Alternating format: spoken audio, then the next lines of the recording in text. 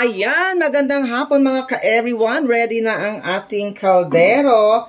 At ayan, magluluto ako ngayon ng ating ulam. Okay, so ang una kong gawin muna is maglagay muna ako ng tubig dito sa ating kaldero. At pagkatapos guys, nahugasan na natin ang ating karneng baboy. Ito yung leg or pata.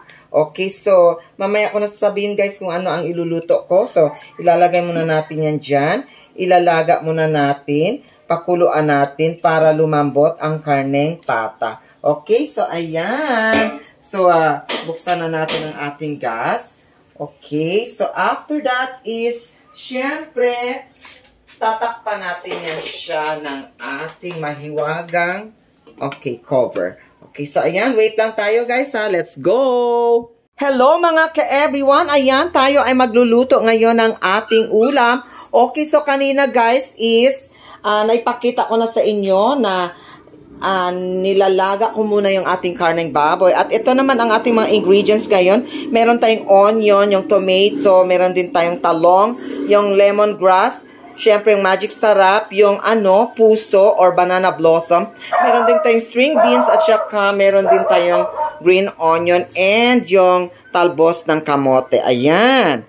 So, magluluto na tayo guys. Magsisimula na tayo mag-slice ng ating mga ingredients. Okay mga ka-everyone, uunahan natin i-slice ang ating onion. Okay, so, bale dalawang slice lang kada onion guys. I-set aside muna natin. Pagkatapos, itong very tempting na kamatis, i-slice natin yan guys according sa inyong gusto na size. Okay, so, next natin yung iba pang tomato. Okay, so ayan. So, next. So, dami ng kamatis dito sa atin ngayon. Sobra-sobra yung supply ng kamatis. Kaya ayan, marami tayong ilagay na kamatis. Okay, so mga ka-everyone. So sunod yan, syempre, ang gagawin natin ay, ayan, ano ba? So, prepare muna natin. Ano ba yan? Ayan, ang talong.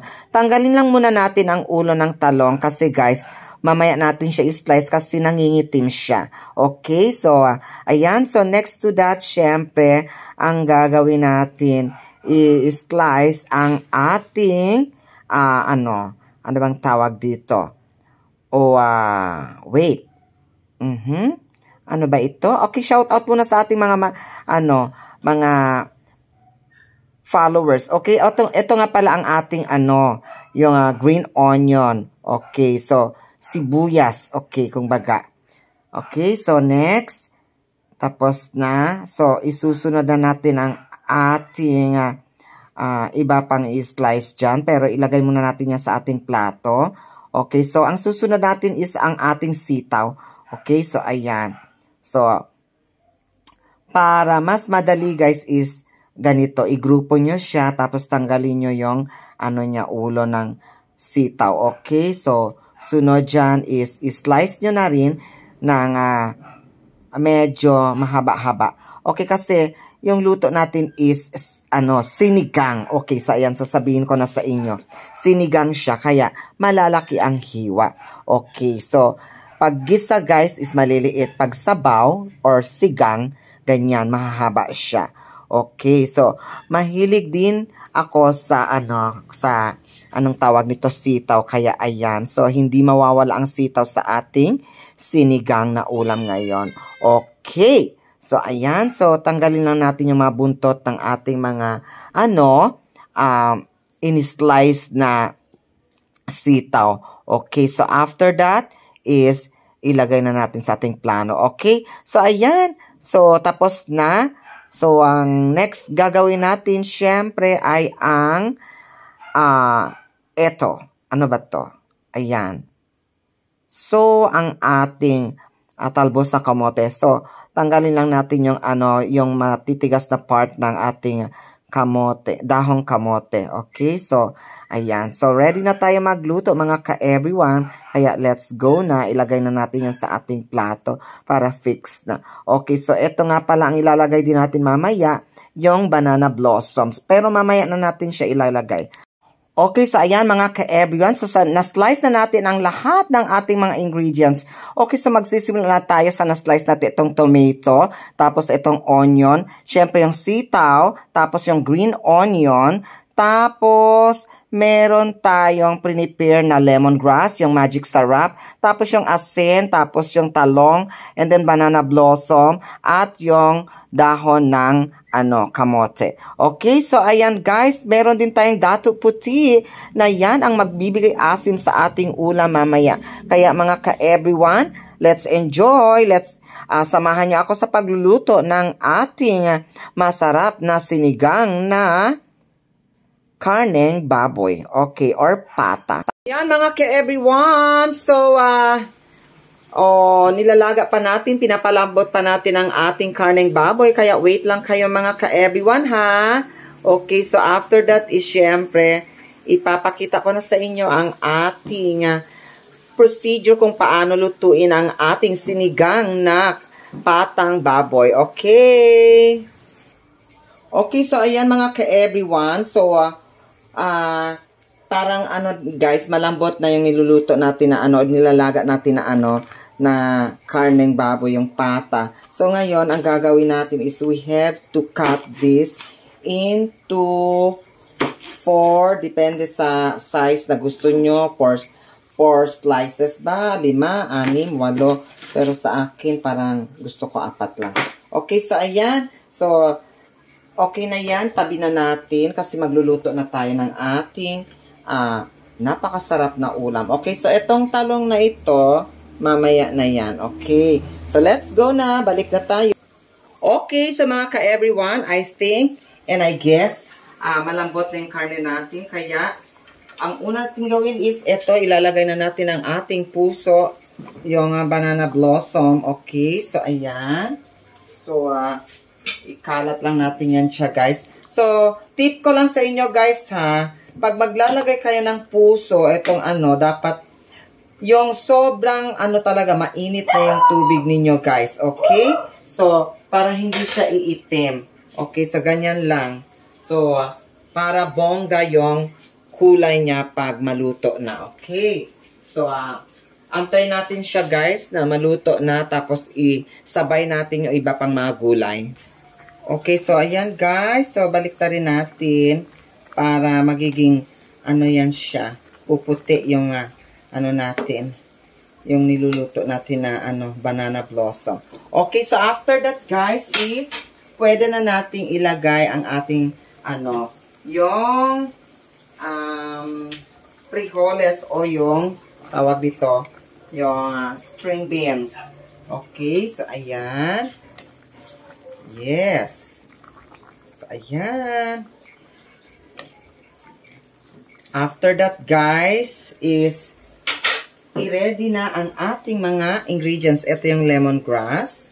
Tapos, onion and tomato. Yan. Tapos, mamaya na. Okay? So, muna natin ganyan. Okay, so, i-press muna natin. Okay?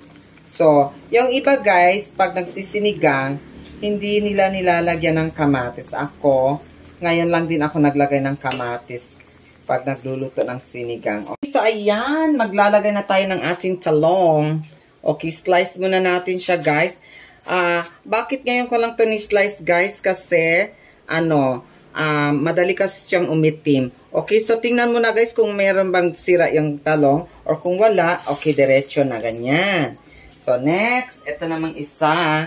Okay, so ayan. Check natin. Wala. Okay, slice. Okay, ganyan lang. Napakadali. Okay, so then is, baliktarin natin to. Ganyan. Tapos, yan. Press lang ng konti. Okay, so, pang family talaga ang ulam natin, mga ka-everyone. Yan, sarap na siya. Okay, so, pwede nyo na siyang, guys, lagyan ng magic syrup. Ito.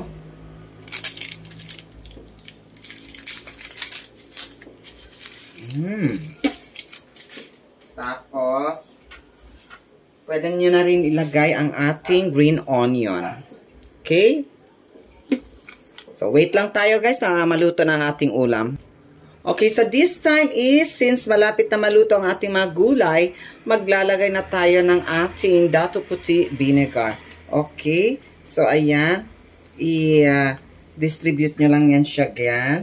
Okay, so alam nyo ba ang vinegar guys is, ano yan siya, nagpapaasim. Okay, so, ayan, try muna natin kung okay na ba yung ano niya, yung tawag nito, yung asim niya. Okay? So, depende yan sa inyo guys ha. Kung gusto nyo yung maasim talaga, then dagdagan nyo ng vinegar. Pero kung hindi naman, okay na. Okay? So, kulang pa ang asim niya guys. Dagdagan natin.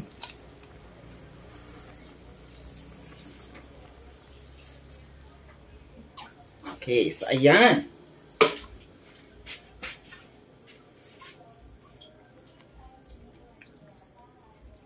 So, malapit na guys kasi pag okay na yung talong natin, so, luto na ang ating ulam.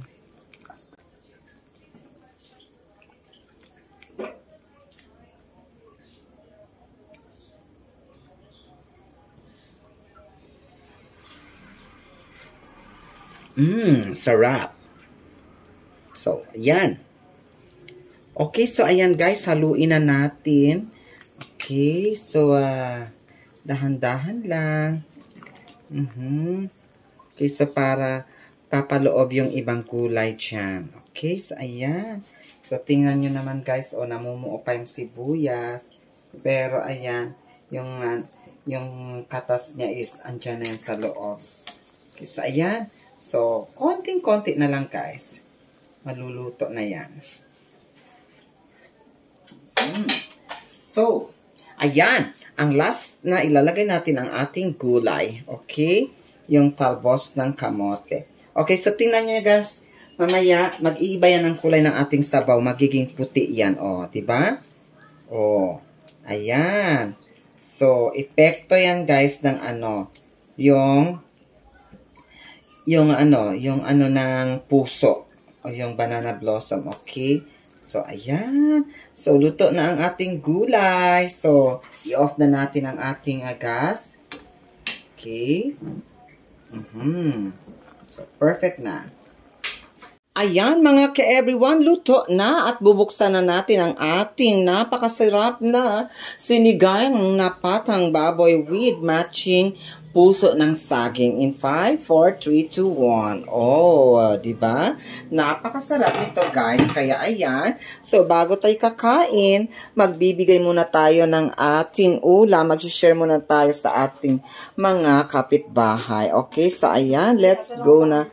Mga ka-everyone, let's eat na. Let's bigayan na because it's Christmas. Not only Christmas magbigayan. Syempre, kahit hindi Christmas magbigayan tayo. Let's share the goodness of inside in us. Okay, let's go.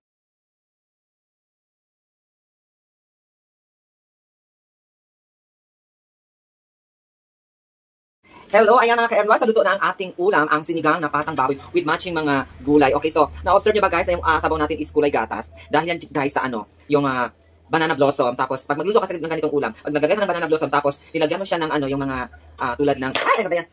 tulad ng kamote leaf. Okay, so magiging ganyan ang kulay niya. Kangkong, nagiging ganito rin ang kulay. Okay, so, ganun pa man, let's thank God for the food na binigay niya sa atin. Okay, so, ayan guys, let's eat na. So, unahin ko yung sabaw kasi I am very much, takam na ako sa sabaw kasi matagal na hindi ako nagluto ng sinigang o sabaw na ganito. Okay, so ayan. So, kain na tayo. Ito yung talong, my favorite. Tapos, meron tayong kuha tayo ng hiwa ng karne ng pata ng paapoy. Okay, so ayan. Malambot na to. Ewan ko, hindi ko alam. Matigas pa siguro. Basta, okay, so ito. At ito rin, favorite ko to, itong puso. Ouch! Mainit. So ayan, maraming kakainin ko ngayon, guys. Okay, let's go. Let's eat. Hi! Tabi ka muna. Ayan. Sabaw, pero nagkakamay ako. Okay. Yung win on niya.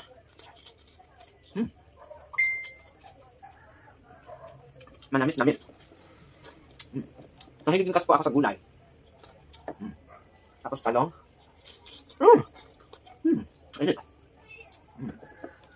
Tapos ito, ano, swing dish. Tutaw. Ito. Tapos ito, kainin natin to. Ah, diba? Harap. Napakasarap. Konting kagat ng karne, gabi. Malambot pala, akala ko matigas pa. Lambot, gabi.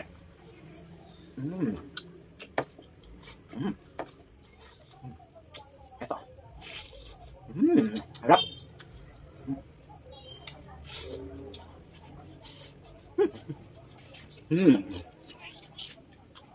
I'm Shoko, the Inba is watching. Arkin Limba is also watching.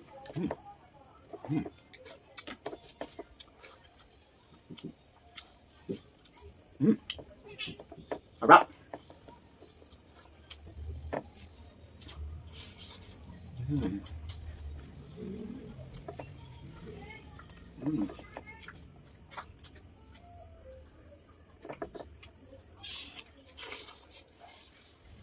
Harap. Bye everyone, salamat po.